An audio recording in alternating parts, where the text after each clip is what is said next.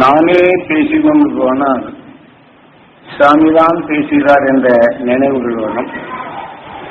நாம் உபதேசித்த உணர்வுகள் உங்களுக்குள் பதிவானதை மீண்டும் நினைவுபடுத்தி அதனை செயலாக்கங்களுக்கு வரப்படும்போது உங்களில் அந்த சக்தி விளைகின்றது. ஒரு நெல்லை வயலில் விளைய வைத்தால் அந்த ஒரு நெல் பல நெல்லாக உருவருகின்றது. உங்களுக்குள் உபதேசிக்கும் உணர்வின் ஞான வித்தை உங்களுக்குள் பதிவு செய்யும் போது அந்த ஞான வித்தை நீங்கள் வளர்க்க வேண்டும் என்று நினைவு வளர்த்தால், அதற்கு வளர்ப்பதற்கு உரம் கொடுத்தால் அந்த உரத்தின் பயனாக அது நல்ல பலனை தரும். ஆகவே குரு எம்மை காடு நீடெல்லாம் அடைய செய்தார். ஒரு உண்மையை அறிவதற்கு பல இன்னல்களை படச் செய்தார். அந்த இன்னல்கள் எவ்வாறு உனக்குள் உருவாகின்றது? நீ எண்ணி இயங்குகின்றாய் நல்லது பெற வேண்டும் என்று. ஆனால் சந்தர்ப்பம் உனக்குள் இன்னல்கள் நாம் அதில் வளர்ச்சி பெற வேண்டும், தன் குடும்பத்தை வளர்க்க வேண்டும் என்று எண்ணுகின்றோம். அதை பல பொருளை கடனோ உடனே வாங்கி நாம் செயல்பட்டாலும் அது சமயம் நாம் இறக்க உணர்வுடன் கொஞ்சம் எல்லாம் நாள்னா லாபம் வைத்தால் நாம் 2 நாள் லாபம் வைத்தோம்னா எல்லாருக்கும் சலுகையா இருக்கும் என்று எண்ணி வியாபாரத்தை செய்கிறார் என்றால், மனோ தத்துவத்தின் பிரகாரம் பார்க்கப்படும் போது அவர் 4 ஏற்றி சொல்லுகின்றார், இவர் 2 குறைச்சி சொல்லுகின்றார் என்று இந்த மனோபாவம் இந்த சரக்கு மற்ற சரக்கா இருக்குமோ என்ற நிலை மனதில் பதிவு செய்து கொண்டு இந்த உணர்வை கொண்டு கண் கொண்டு இந்த பொருளை பார்த்தார்கள் என்றால், எதன் உணர்வோ அதன் உணர்வின் அலைகள் கண்ணிலேயும் பாடுகின்றது, பார்வையில் அதுவே தென்படுகின்றது. ஆக நம் எண்ணம்தான் அதை மாற்றி அமைக்கின்றது. இதை போன்று நமது வாழ்க்கையில் நாம் உயர்ந்தது பெற வேண்டும் என்று எண்ணினாலும்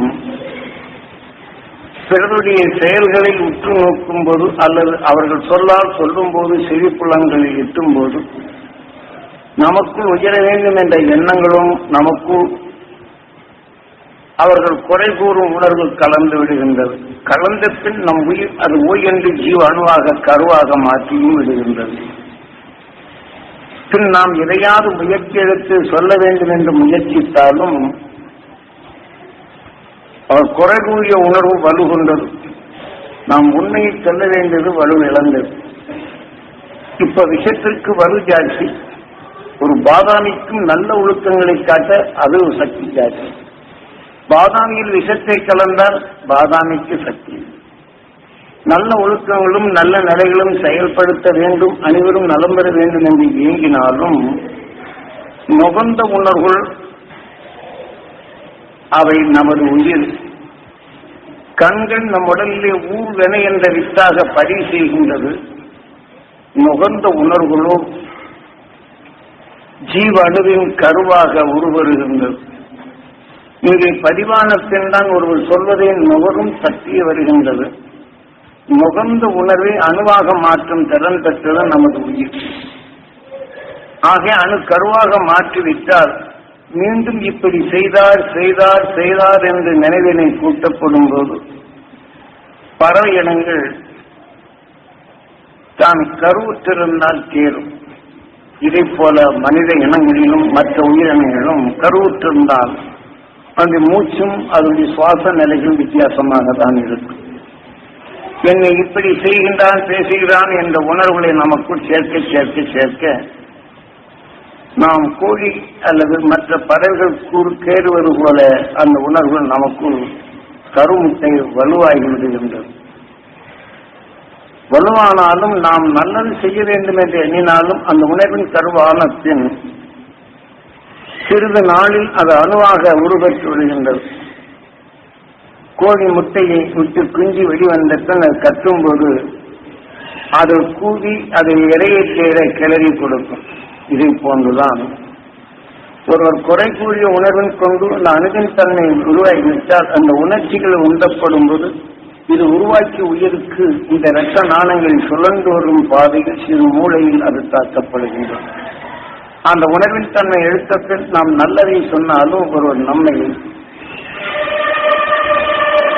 அதை பழித்து பேசிய உணர்வே இதனுடன் ஒன்றி வருகின்றது. அதனுடைய வலிமை தனக்கு ஞானத்தை பெற வேண்டும் என்ற உணர்வும் நமக்குள்ளேயே தடை வருகின்றது.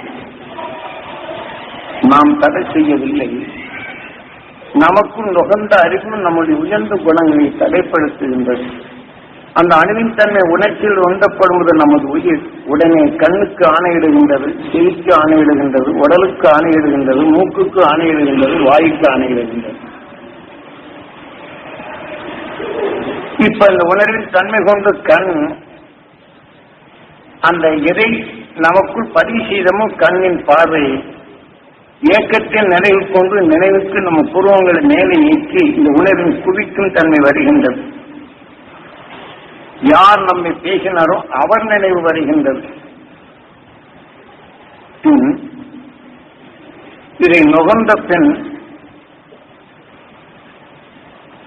இப்போ அவர் வெறுத்த உணர்வு வரப்படும் நம்ம செவிகள் மற்றொரு நல்லதை சொன்னாலும் நம்ம செவிப்புலன் ஏற்கிறதில்லை.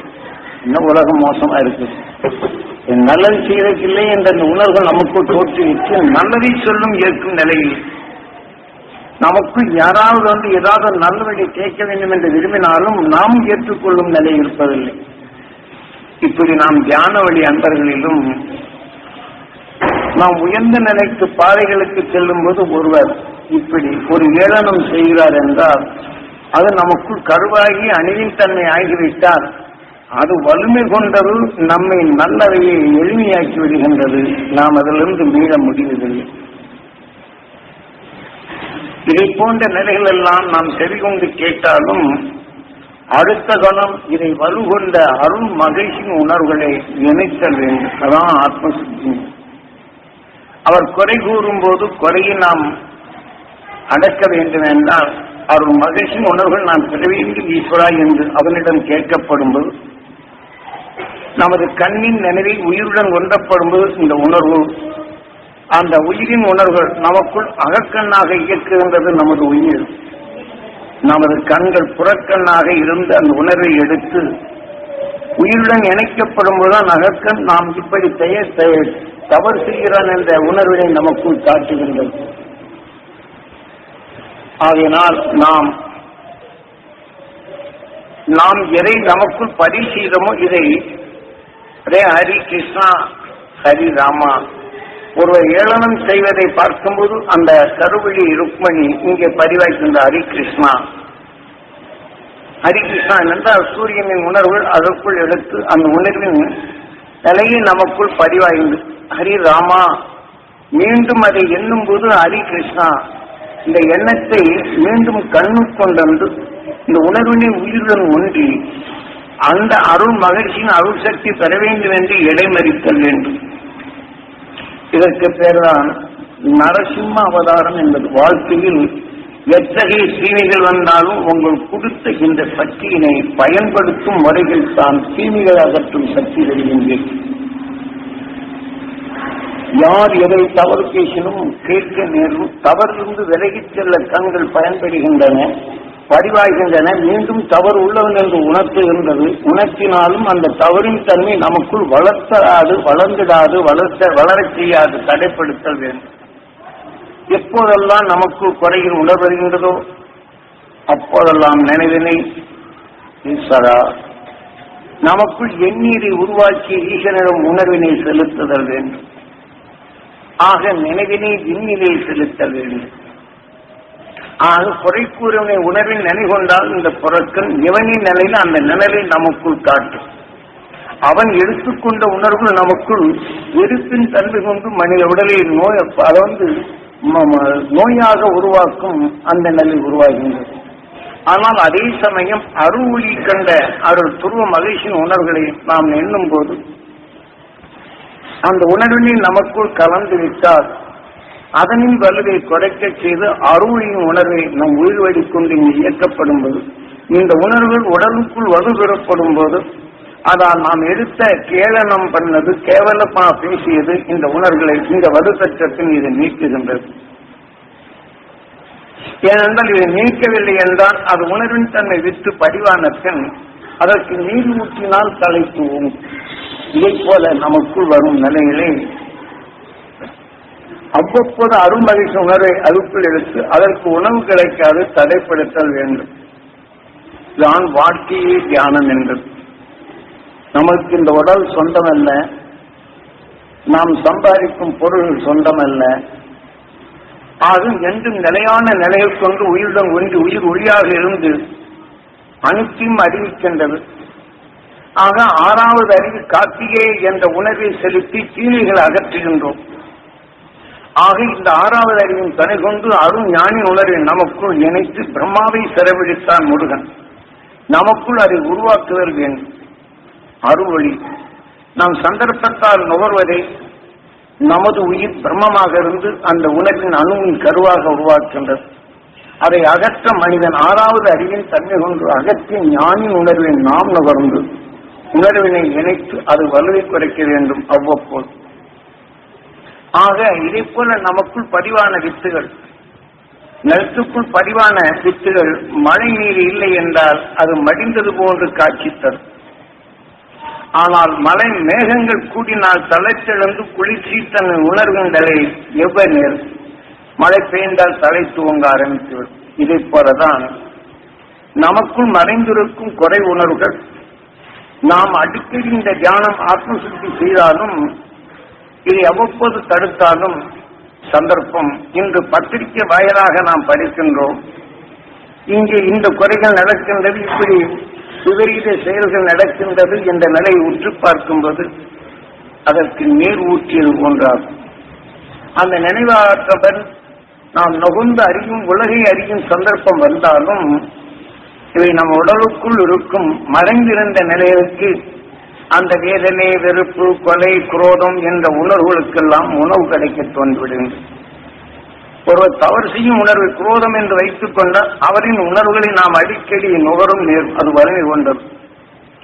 அவ்வாறு நமக்குள் வளர்த்துக் கொண்டால் அவருடைய வலிமை நமக்குள் வந்து நம் நல்ல குணங்களுடைய அணுக்களை குணங்களை உருவாக்கும் அணுக்களை மதிப்பு.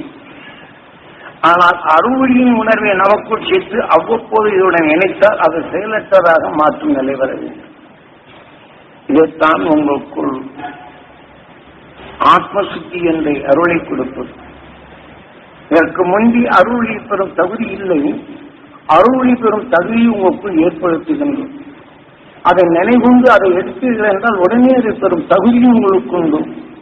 உங்களுக்குள் தீமைகள் நுழைந்து தீமை உருவாக்கும் அணுக்களை தடைப்படுத்தும் வல்லமை உங்கள் எண்ணத்திற்கும்.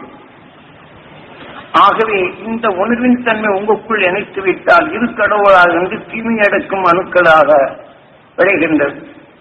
தீமை உணர்வு நம் எண்ணத்தால் என்னால் அந்த உணர்வின் தன்மை எனக்கு இப்படி செய்தானே என்று எண்ணும் போது அவனோடு இப்படி செய்தான் என்று எண்ணும் போது அது நமக்குள் தீமையை விளைவிக்கும் கடவுளாக உள்நின்று அந்த உணர்வின் தன்மை அது செய்யலாது. ஆகவே கடவுள் என்பது நம்முள் நின்று இருக்கும் உணர்வுகளின் செயலேதான் கடவுள். இதை போன்ற நிலைகளிலிருந்து நாம் மனிதன் மீள வேண்டும் என்பதுதான் கடனாளிகள். இப்போது நீங்கள் உபதேசத்தை கேட்கிறீர்கள், ஆனால் அடுத்தவருக்கு இந்த உண்மையின் நிலைகளை எடுத்துச் செல்ல அச்சம் ஏற்படுகின்றது. அச்சம் ஏற்படும் போது சொல்ல வேண்டும் என்று துணிவும் இருக்கின்றது, சொல்ல முடியாமையும் ஏற்படுகின்றது. நம்ம கேவலமாக பார்வை பார்த்தப்ப நம்ம வித்தியாசமா நான் வாய் நடுக்கம் சொல்வதற்கு அந்த உண்மையின் தன்மை வெளிவராது. இதை போன்ற நிலைகளில் நாம் வாழ்க்கை நம்முடன் சகோதரர்களாக வாழ்ந்து கொண்டிருக்கும் அவர்களை நாம் அவர்கள் குறை காணும் போது அவர்கள் குறையை நிவர்த்திக்கும் இந்த உணர்வின் சத்தினை நீங்கள் ஊட்ட வேண்டும். இது அச்சம் என்பது கூடாது. அச்சம் என்று வந்துவிட்டாலே உண்மையை நாம் மறைக்குவோம் என்றுதான் பொருள். உண்மையின் இயக்கத்தை நமக்குள் ஞானிகள் காட்டிய நிலைகள் இவ்வாறுதான். வேறு வேறு நிலைகளில் மாற்றப்பட்டு உண்மையை அறிய முடியாது, அது போய்விட்டது காலங்காலமாக. இன்று விஞ்ஞான அறிவில் மனிதனுடைய உணர்வின் குணங்கள் அனைத்தும் அழிவின் பருவம் பெற்றுவிட்டது மனிதன். அசுர உணர்வின் செயலாக்கும் நிலைக்கு மாற்றும் நிலை உருப்பெருவிட்டு வளர்ந்து கொண்டு வருகின்றது. இதை போன்ற நிலைகளிலிருந்து துணிவுடன் உபதேசித்த நிலையில் கேட்டதோடு மட்டுமல்லாது, தன் குடும்பங்களில் குறைகள் ஏற்படினும் அதை தெளிவாக எடுத்துரைத்து நாம் எப்படி வாழ வேண்டும் என்ற உண்மையினை எடுத்து துணிவுடன் சொல்ல வேண்டும். நம் குடும்பம் எப்படி ஒன்று சேர்ந்து வாழ வேண்டும், நம்மை குறைகள் எப்படி சாடுகின்றது, அதிலிருந்து நாம் எப்படி மீள வேண்டும் என்று உபாயங்களை சொல்லிதான் நாம் அதை மாற்றுதல் வேண்டும். நீ தியானம் பண்ணிட்டு நீ குறை செய்யாம இருக்கிறியா என்ற நிலைகளை வந்துவிடும். ஆகவே தியானம் செய்வோர் அந்த சிறிது குறைப்பட்டாலும் அஞ்சாறு எனக்கு உபதேசித்தார் பாருப்போம் எப்படி நடக்கிறார். ஆகவே உயர்ந்த குணங்கள் இங்கே மறைக்கப்படுகின்றது. ஒரு குழி விஷம் பெற்றால் ஒரு அண்டாவில் உள்ள நல்ல சத்தெல்லாம் அழிந்து விடுகின்றது, அது செயலற்றதாக மாற்றுகின்றது. நாம் எடுத்துக்கொண்ட உணர்வுகளின் தன்மைகளில் நமக்குள் அறியாது வரும் பிழை உடனே அந்த உணர்ச்சிகளை தூண்டும்.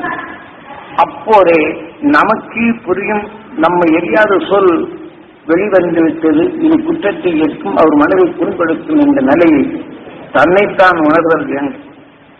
ஆக இதை சொன்ன பின் அந்த அருள்மொழியை நாம் பெற்று இதை நமக்குள் அடக்கி என்னை எரியாத இருவுகள் அகல வேண்டும், மெய்ப்பொல் காணும் தினம் என்னுள் பெற வேண்டும் ஈஸ்வரர். என் பார்வை அனைவரும் நலமாக்கும் சக்தி பெற வேண்டும், என் சொல் அனைவரையும் மகிழ்ச்சி வரும் செயலாக வளர வேண்டும் என்று. உதாரணமாக ஒரு சொல்லை குழந்தையை கூப்பிடுகின்றோம். தம்பி இங்க பாப்பா, தம்பி இங்கதான், அதே சொல்லுதான் வருகின்றது. சொல்லின் கடினமாக மாறுகின்றது, உணர்வின் அதிர்வுகள் வருகின்றது, அங்கு எண்ணிகள் குறைகின்றது.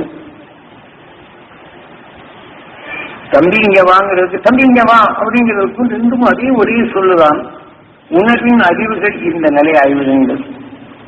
ஒரு கண்ணாடியில் நாம் எழுதுகிறோம் என்றால் ஒளியால் அடித்து அதை பதிவு செய்யப்படும் போது கண்ணாடியின் நிலைகள் மேலெழுந்தவாடிய அந்த பக்குகளை உருட்டுவதற்கு அதற்கு தக்க தாக்குதல் வேண்டும், அப்போது எழுத்து பொருள்.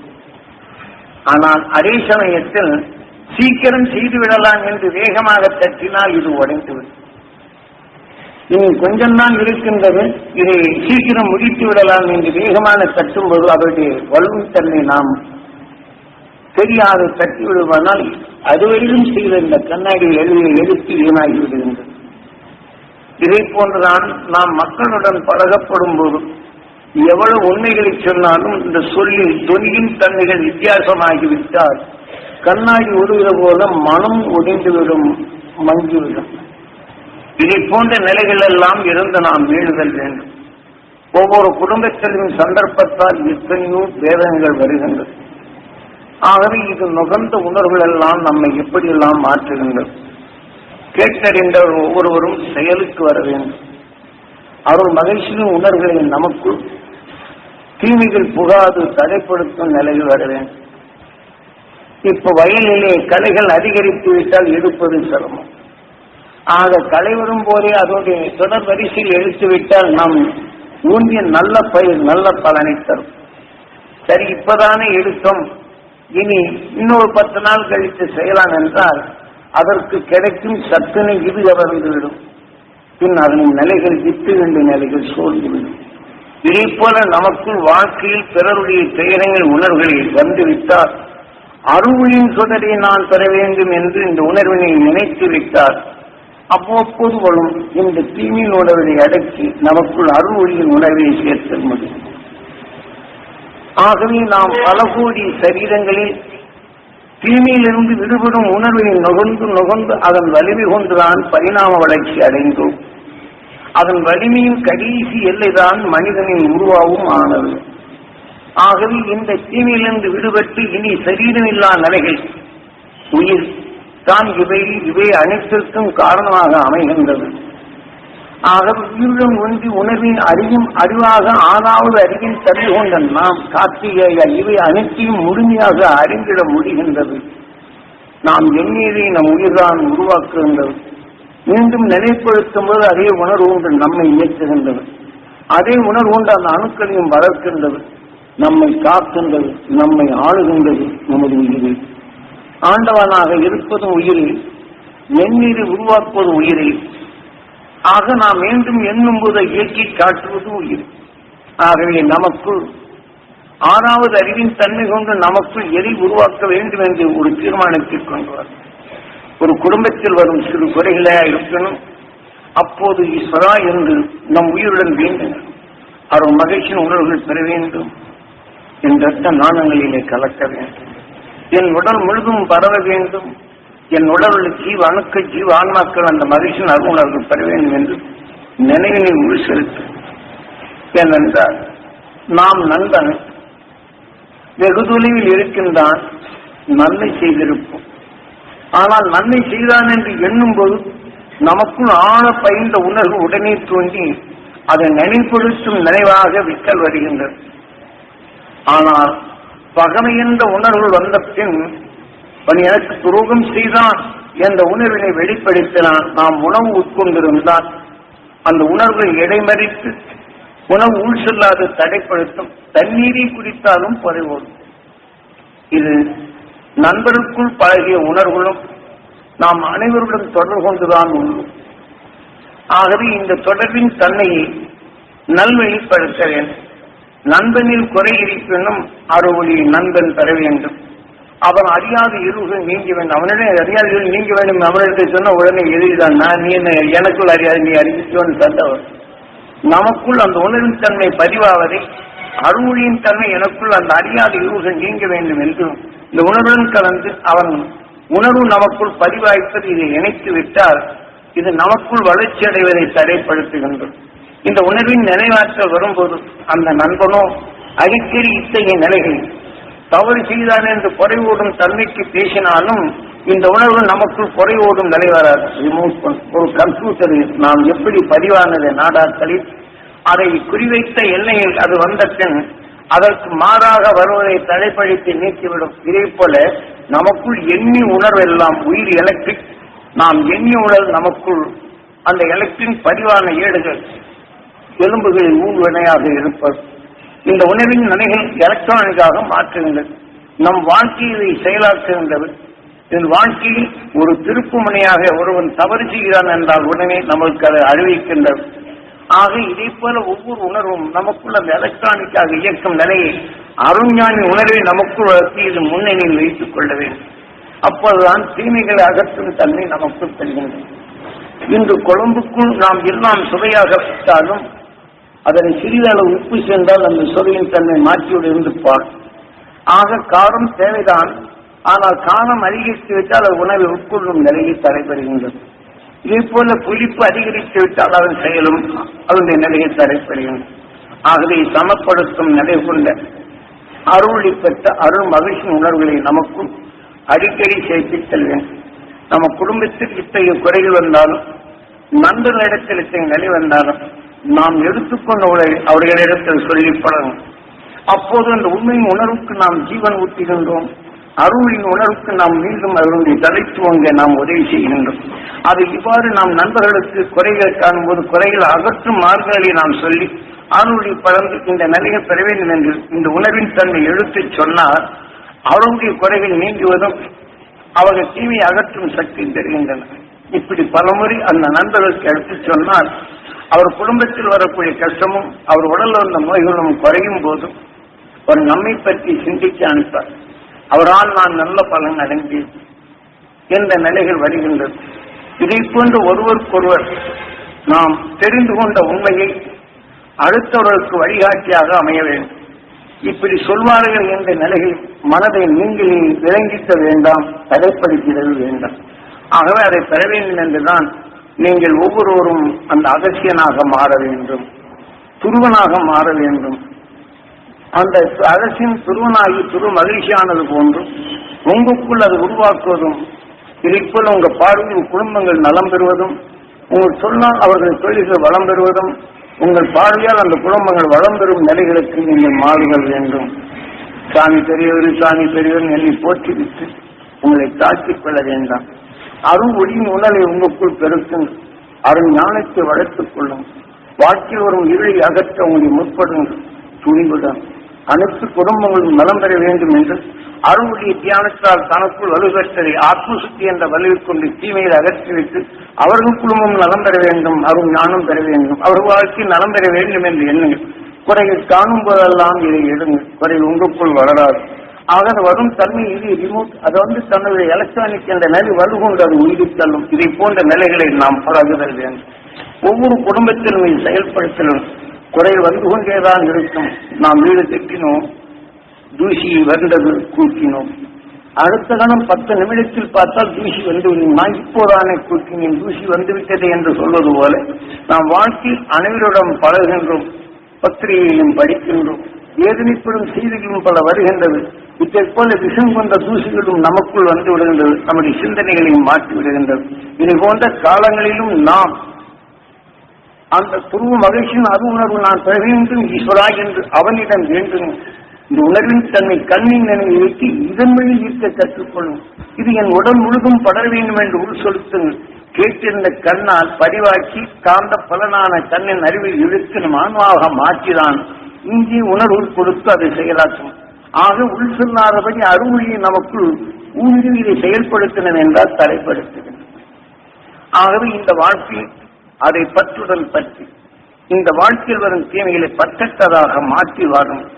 இது உங்கள் வாழ்க்கையில் நல்வழி காட்ட இருவதும். நீங்கள் எண்ணியதுதான் உயிர் உருவாக்குகின்றது, அணுவாக்குகின்றது, அதன் அணுவின் மலமாக நாம் உடலாக்குகின்றது. ஆகவே அவனன்றி இங்கே அணுவும் அசையாது. நம் உயிர் இல்லாதபடி இந்த அணுகள் அசையாது. அவனிடம் எதை கொடுக்கின்றமோ அந்த அணுவை அசைத்தும் காட்டுவான், வளர்த்தும் காட்டுவான். ஆக அதே சமயத்தில் தீமை என்ற நிலை அருளை கூட்டினால் இதை தனக்குள் அடிமைப்படுத்த அதை செயலற்றதாக மாற்றுவான். நாம் ஒரு குழம்புக்குள் உப்பு அதிகரித்து விட்டால் அதன் ஆக்கங்களை வழிவகுத்துக் கொள்கின்றது. அதை குறைத்து விட்டால் இது சுவை என்ற உணர்ச்சியை ஊட்டுகின்றது. இதை போன்ற நமது வாழ்க்கையை சுவையாக மாற்றி பழக வேண்டும். அருள்மொழியை நமக்குள் வளர்த்து பழக வேண்டும். ஒவ்வொருவரும் துணித்தல் வேண்டும். அதனால்தான் நீங்களே பேசுங்க அப்படின்னு சொன்னது. நீங்க வளர்ச்சி பெற்றால்தான் உங்களுக்குள் அந்த வளர்ச்சி பெறுவதும் உங்க குடும்பம் வளர்ச்சி அடைவதும் உங்க சொல்லால் உங்களுக்கு கேட்கும் போது நண்பர்கள் வளர்ச்சி பெறவும் இதுவதும். ஏனென்றால் நஞ்சு கொண்ட உலகமாக மாறிக்கொண்டிருக்கும் வேளையில் நஞ்சினை அகற்றிடும் தன்னை நஞ்சினை தனக்குள் அணுகாது அதை தடைப்படுத்த உணர்வுகளை நமக்குள் வளர்த்துக் கொள்ளுதல் வேண்டும் என்பதற்குத்தான் கருணாநிதியில் அங்கே இதை எடுத்து அனைவரும் இந்த நிலையில் வாருங்கள் என்று. இன்று இங்கே உபதேசத்தை கேட்டவர் திருநெல்வேலி செல்லும். உங்கள் அனுபவத்தை எடுத்து சொல்லும்.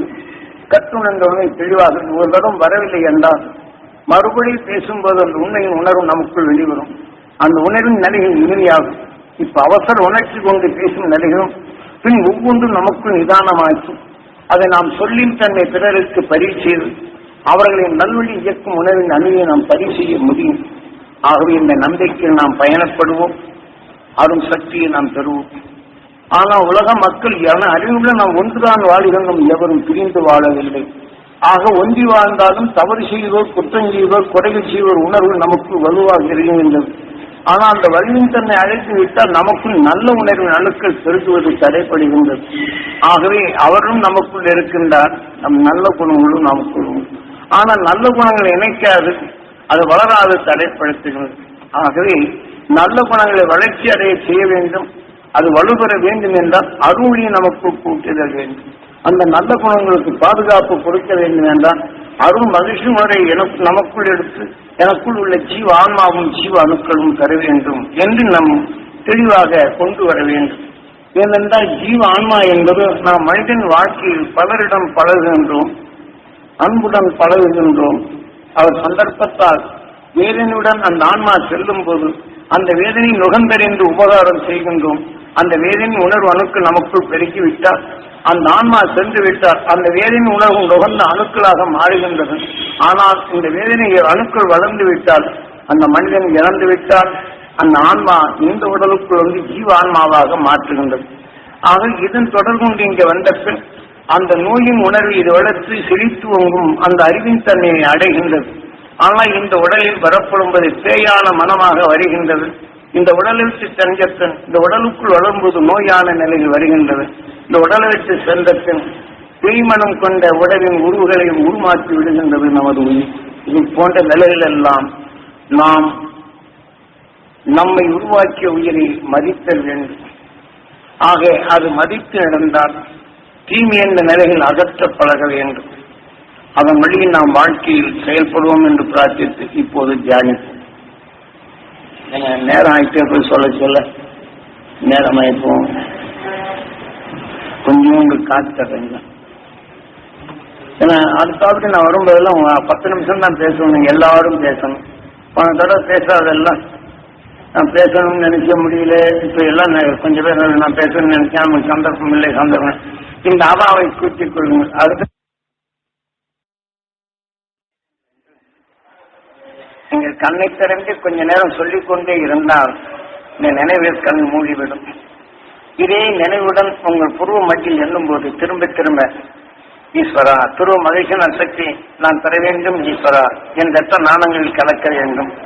என் ஆன்மா ஜீவனுக்குள் பெற வேண்டும் ஈஸ்வரா என்று அந்த புருவ மட்டில் திரும்ப வந்து என் துருவ மகிழ்ச்சியின் சக்தி என் ரத்த நாணங்கள் கலந்து இப்படி வரிசையில தொடர்ந்து இந்த நினைவினை கண்ணின் நினைவு உள்ளுக்கே செலுத்தி உணர்வின் தன்மை உடலுக்குள் பறித்து உணர்வின் தன்மை மீண்டும் உயிருக்கு கொண்டு வரும். இது உங்களுக்குள் இந்த பழக்கத்திற்கு வந்துவிட்டால் ரொம்ப எளிமையாக இருக்கும். நீங்கள் இங்கே எண்ணத்தை செலுத்தி என்ற துருவ நட்சத்திரம் செலுத்தப்படும்போது அந்த அருள்வட்டத்தை நீங்கள் சொல்லுவதை காணலாம். காலை துருவ தியானத்தில் இதே போல சப்தரிஷி மண்டலங்கள் என்றால் அது ஒரு அங்கமாக நாம் சுழன்று வருவது உணர்வின் தன்மை நமக்குள் அது உணரலாம். ஆகவே இதன் உணர்வு நமக்குள் வளர வளர இந்த வாழ்க்கையின் நிலைகளை தீமைகளை பற்றற்றதாக மாற்றி மெய்ப்பொருளை காணும் தன்மை வரும். அடுத்தாவது வரும்போது சீக்கிரம் எல்லாரும் நீங்க பேசணும். இதுவே உங்களுக்குள் அந்த சக்தி பெருகும். அதன் வழி செய்யும்படி என்று ஆசீர்வாதம் இப்போ ஆசீர்வாதம் நீங்க கேட்ட ஒரு அனைவரும் உங்க வீட்டுல இந்த தியானமாக இருங்க. வாரத்தோட கூட்டு தியானங்களை ஆக வழிநடத்தும் அந்த விவரம் தெரிந்த அன்பர்களை வைத்து கூட்டு தியானம் செய்யும். அடுத்தபடி நீங்களே அதை செயல்படும் முற்பட வர வேண்டும். இன்று உபதேசம் கொடுத்தார் என்றால் அடுத்து நாம் அந்த கூச்சமில்லாத பேசுதல் வர வேண்டும். நாம் இந்த உணர்வை எடுத்துக்கொண்டால் நமக்குள் அந்த நல்ல உணர்வு வளரும். ஆகவே அனைவரும் நலம் பெற வேண்டும் என்ற இந்த சக்தியில் நாம் வளர்க்க வேண்டும். அடுத்த மாதம் தெளிவாக்குவோம், தெளிந்துடுவோம், அருள் வழியில் வளர்ந்துடுவோம், அருஞானம் பெறுவோம் என்று பிரார்த்தித்து இதை நிறைவேற்றி